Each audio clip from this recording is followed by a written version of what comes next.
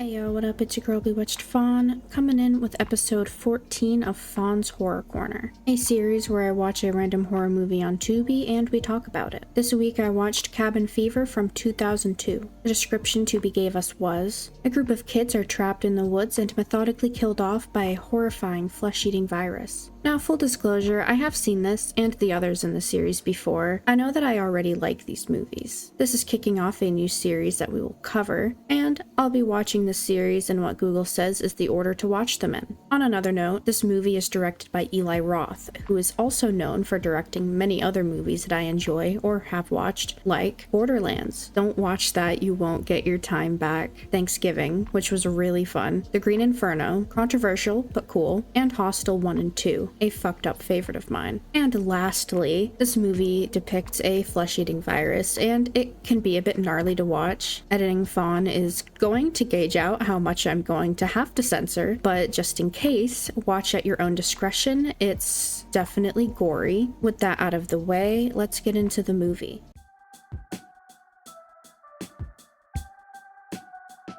We begin with some beautiful shots of nature, and this guy hunting rabbits. He has a conversation with a deceased dog and is trying to feed it the rabbit. Guess he didn't know. But now he's pulled apart the dog, and we meet our kids, in quote. Hey Eli, hey buddy, my man, my dude. These aren't kids, these are grown-ass adults in college. Why not just call them students? I don't know, I'm nitpicking. Marcy tells this kid not to go to college. It's a scam, and it fucking sucks. And they drive off. They're blasting music and having fun. This guy has the worst seat in the car, and our group drives to this general store and takes a stop. This fucking weirdo decides to sit next to this random kid and asks for a high five or some shit, and then gets bitten by this feral child. The dad comes out and treats Dennis like a dog. Everyone knows not to sit next to him. Paul tells him to make a sign and gets told to wash his hand in a river nearby. Everyone is weirded out by that. Jeff stops to mention that the kid biting is a lawsuit waiting to happen. Bert drops by with the sarcasm. I kinda like Bert. This old guy is telling the group some fun stories. He tells the group to be very careful if they go into the woods, but doesn't elaborate on that. Karen asks about the rifle, and we find out this silly old guy is a silly little racist, and the group promptly gets ready to leave. Bert gets stopped because he stole a Snickers bar and is still in the running for Character Hall of Fame. Bert keeps joking around about the store, and the group thinks they're lost, but worry not, as they've made it to their destination. They enter, and the cabin looks very cozy, and these two are already about to bone. Paul awkwardly stops in, and then Bert pulls a silly little prank. Paul and Karen take a walk. Bert is going to shoot squirrels for fun. He doesn't care if they're gay or straight. Paul is trying too hard to leave the friend zone, and now we're back to Bert's squirrel hunting shenanigans, mixed with some nookie. Bert's taking a piss, and Jeff is getting a finger up the butt. Back to the friend zone duo. Let's talk about the guy who tried to kiss Karen a couple days ago. The two end up kissing, and then she swims away. Paul kinda gives me the ick. I'm sorry. Bert is being a little pyro and is on the hunt. There's movement and he shoots, but it's a whole guy. The guy from the beginning. And he's looking bad. Bert is panicking, but this guy just keeps coming closer. Bert scares him off and goes back to the cabin.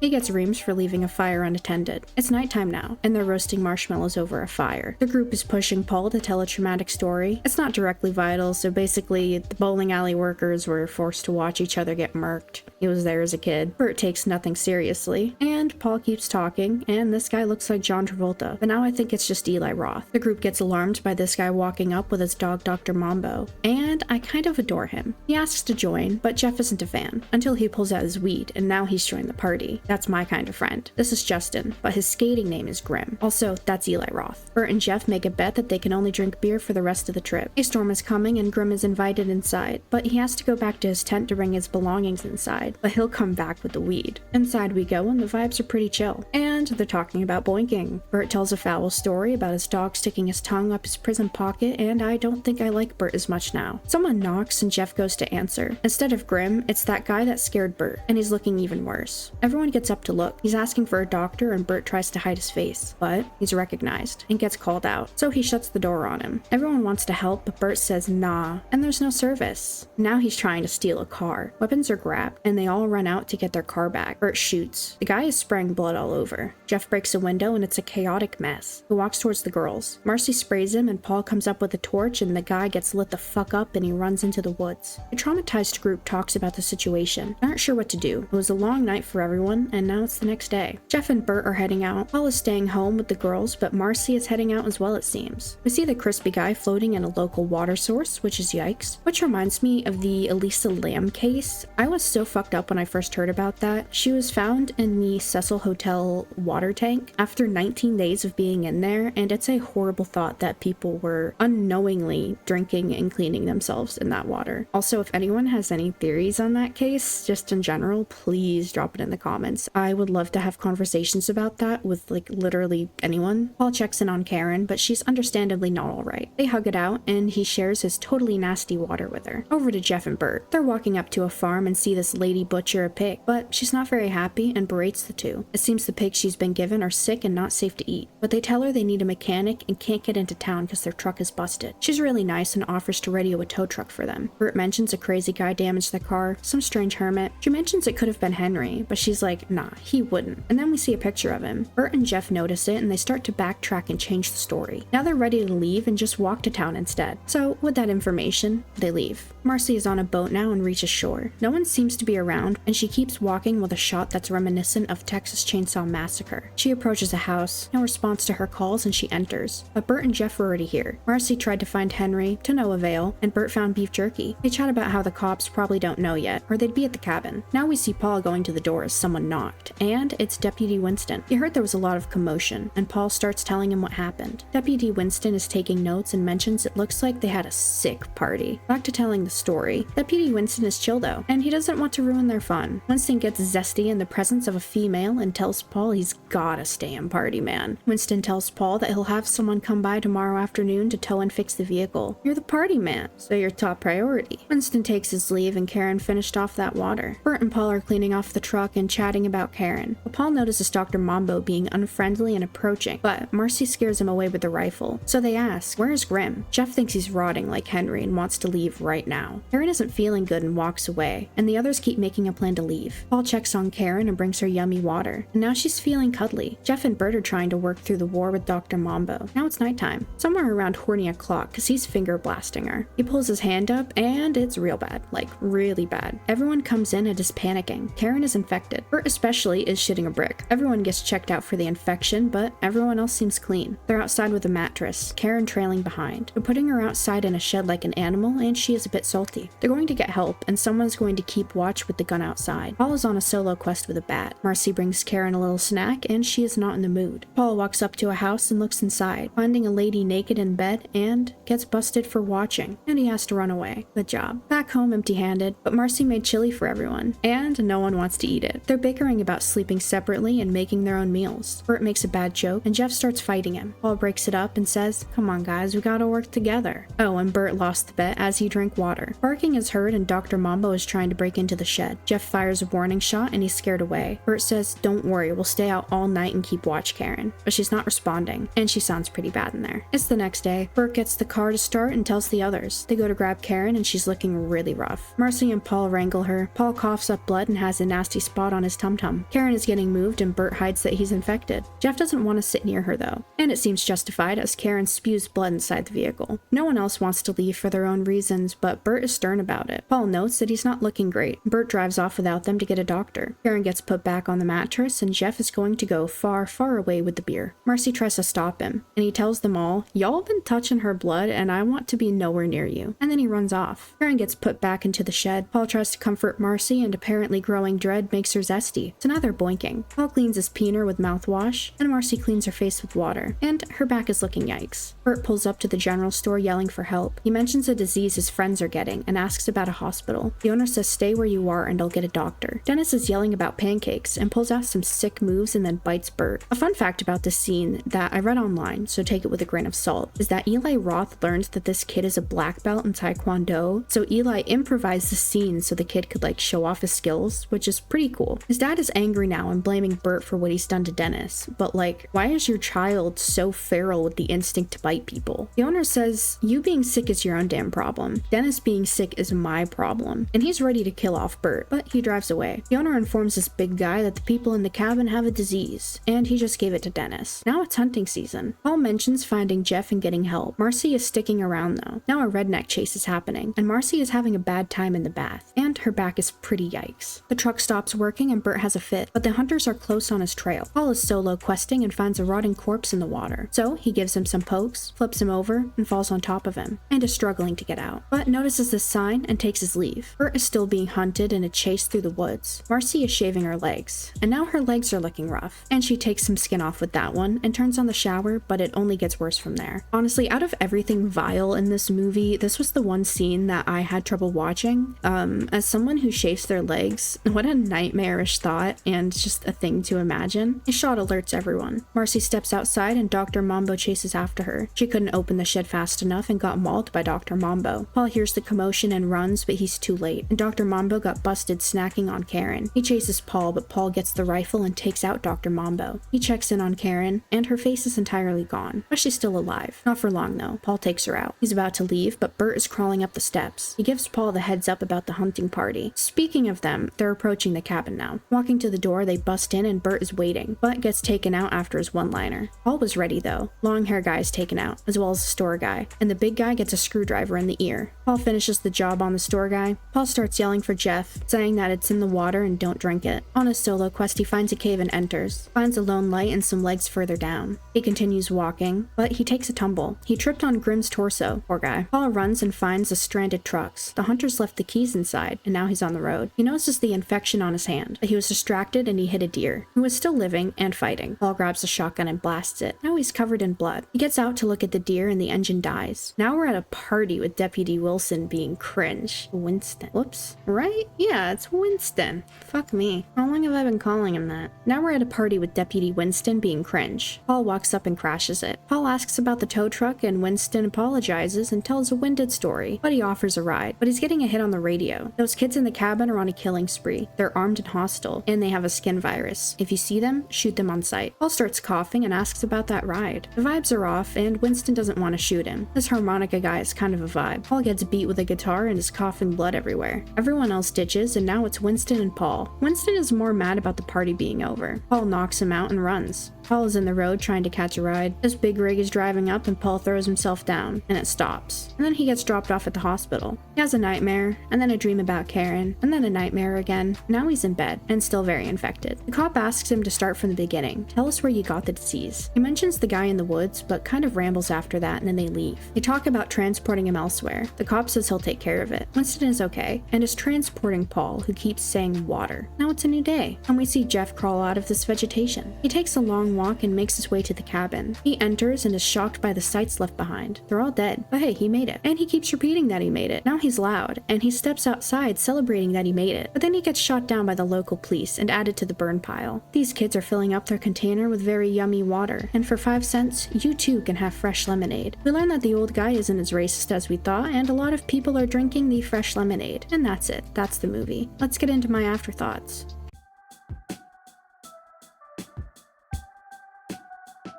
Okay, I mean, I already knew I enjoyed this movie, so there's not much to say on that matter. I think it's just some chaotic, messy fun. Let's go over the talking points. What did I think of the story? I think this movie has a very distinct story. There's not a lot of movies out there about a flesh-eating virus, at least I think. Most disease movies are more zombie-themed, and anyone who knows me well knows that I'm not really a zombie movie kind of girl, so I think that helps make this movie stand out a lot. I would, however, love to learn the origin of the disease, because I mean, I had to start somewhere, but I think a later movie in the series might cover that, so we'll get there. What did I think of the ending? Despite all of the main characters getting wrecked in the end and a whole bunch of people getting infected by the water, I still think it was a good ending. I mean, vibe-wise, yeah, it's bad, but what else can you expect from a flesh-eating virus movie? Overall thoughts? I just really like this movie. I don't know. I mean, it's fucked up, I know, but I just think it's neat. Most notably, I feel like the pacing was pretty solid. It doesn't take long for things to get really fucky, so it keeps you, or at least me, invested early on. Not that there's anything wrong with a slow burn movie either when it's well done. Favorite kill? Oh man, it's hard, because there's so much crazy shit. But I guess the first one that comes to mind is Bert. He quite literally went out with a bang and a one-liner. Best and worst character? Best character to me was Jeff, and that might be a hot take, I don't know. But what a smart fucking guy. I mean, self-preservation really kicked in, and he handled it well until the end. It did feel very out of enough character for him to return to the cabin though, but I guess they had to wrap up the story somehow. Worst character is hard. Everyone had their ups and downs, and I don't know if I feel comfy saying Dennis was the worst, so I guess Paul, because he gave me the big time ick throughout the whole movie. As for the tier list, you can probably imagine that this is gonna go on top. I didn't expect to have so much up there. I think I'm just easily entertained. I'm not sure what I'll do when I inevitably run out of space. That's a problem for future me. Character Hall of Fame. I decided to add Grim/Justin on there. I don't think he was a bad person. I think he just wanted company and to share some weed, and that's a cool guy in my book.